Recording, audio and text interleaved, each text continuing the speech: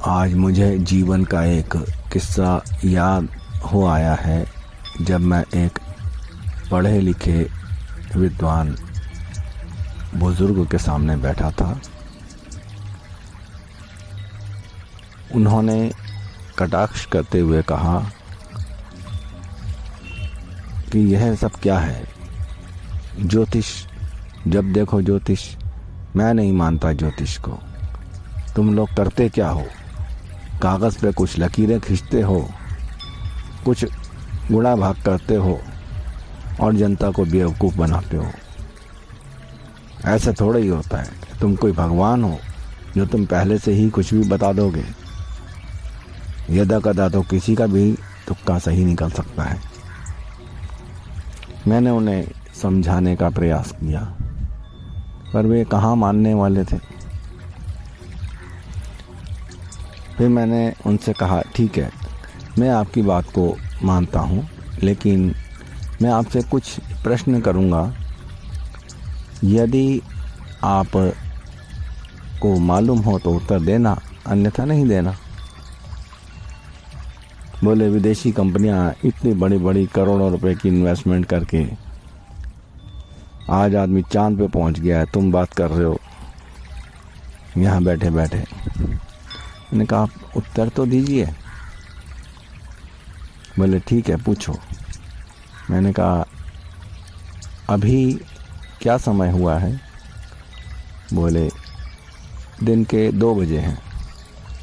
मैंने कहा, ठीक है, क्या मैं यह अखबार उठाते हुए मैंने बोला, क्या यह अखबार मैं पढ़ सकता हूँ? बोले, पढ़ लो। मैंने कहा, क्या लाइट जलाने की ज़रूरत है? क्या लाइट जलाना ज़रूरी है? बोले, अभी तो कोई ज़रूरत नहीं है, धूप निकली हुई है, क्या ज़रूरत है? यहाँ लाइट कहाँ से? लाइट की क्या ज़रूरत है? मैं बोला, ठीक है, अभी से 12 घंटे के बाद भी क्या ऐसा ही रहेगा?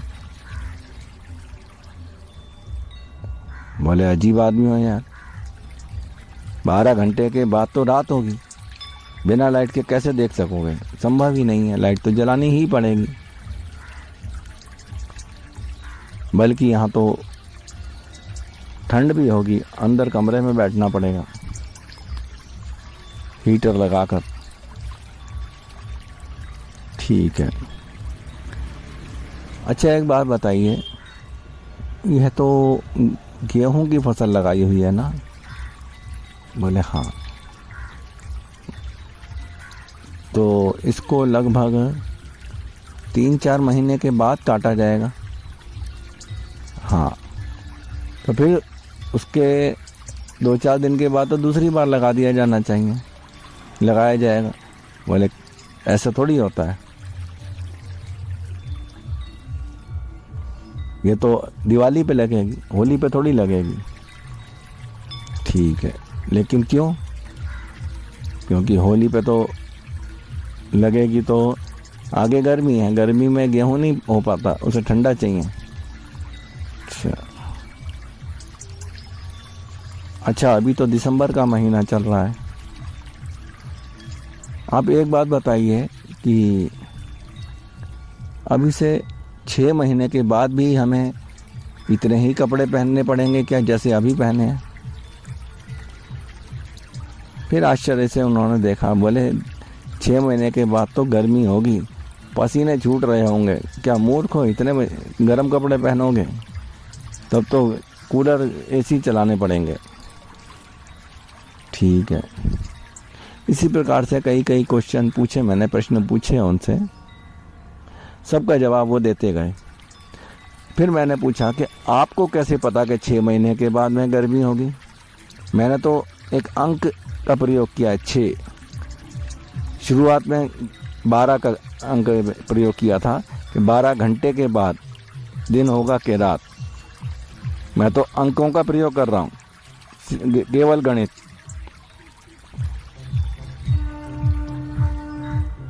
और जवाब आप दे रहे हैं, और बिल्कुल सटीक जवाब दे रहे हैं।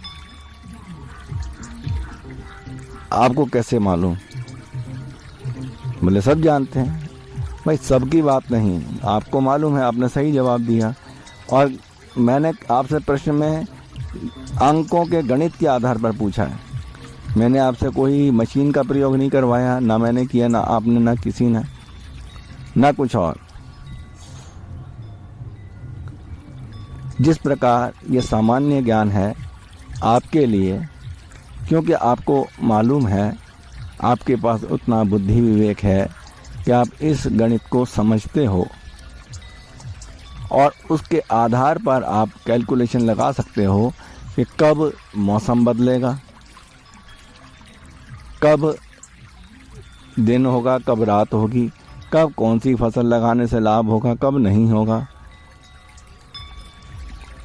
आदि इत्यादि आपके जीवन से संबंधित जो घटनाएं हैं उन्हें आप समझते हैं। इसी प्रकार से जिन लोगों को ज्ञान है वे इससे आगे भी समझते हैं। आपने जो बातें बताई, जिन प्रश्नों का पूछा गया आपसे, वे केवल सूर्य, चंद्रमा और पृथ्वी की गतिविधियों के आधार पर था, लेकिन ग्रह तो 9 हैं। अगर उन्हें भी जोड़ दिया जाए तो कैलकुलेशन थोड़ी जटिल हो जाती है, लेकिन जीवन के प्रत्येक विषय पर एकदम सटीक उत्तर मिलता है। फिर चाहे वह मनुष्य से संबंधित हो, चाहे किसी क्षेत्रफल से, भौगोलिक क्षेत्रफल से संबंधित हो, चाहे किसी परिस्थिति से संबंधित हो, या व्यापार हो, चाहे खेती हो, चाहे स्वास्थ्य हो, चाहे युद्ध हो, जीवन के प्रत्येक क्षेत्र में ज्योतिष का उतना ही अधिक महत्व है। और ज्योतिष भी एक विज्ञान है। विज्ञान की परिभाषा क्या है? Systematic knowledge gained through experiments and observations is known as science. यह विज्ञान की परिभाषा है। इसी प्रकार ज्योतिष भी अपने आप में एक पूर्ण विज्ञान है। और भी कई प्रश्न होते रहे उनके साथ, अंत में उन्हें नतमस्तक होना ही पड़ा, इस बात को स्वीकार करते हुए कि आज तक लगभग 80 साल की उम्र तक मैं अंधकार में था। पहली बार तुमने मुझे यह बताया है, और जबकि तुम्हारी उम्र केवल 35 साल, मेरी तो उम्र तुम्हारे पिताजी से भी बढ़कर, फिर भी मुझे नहीं मालूम था, तुम्हें मालूम है। धन्य हैं तुम्हारे गुरु जिन्होंने ऐसा ज्ञान दिया। कम उम्र में भी तुम ज्ञान के क्षेत्र में मुझसे बहुत आगे निकल गए। यह तुम्हारा ज्ञान, तुम्हारे गुरुदेव के द्वारा दिया हुआ यह ज्ञान संसार भर का कल्याण करे, सभी के लिए कल्याणकारी सिद्ध हो। तुम इसके लिए जो भी प्रयास कर सकते हो करो, और मुझसे यदि किसी भी प्रकार की सहायता हो सकेगी तो मैं अवश्य करूँगा, और तुम भी बेझिझक मुझसे कभी भी कह सकते हो।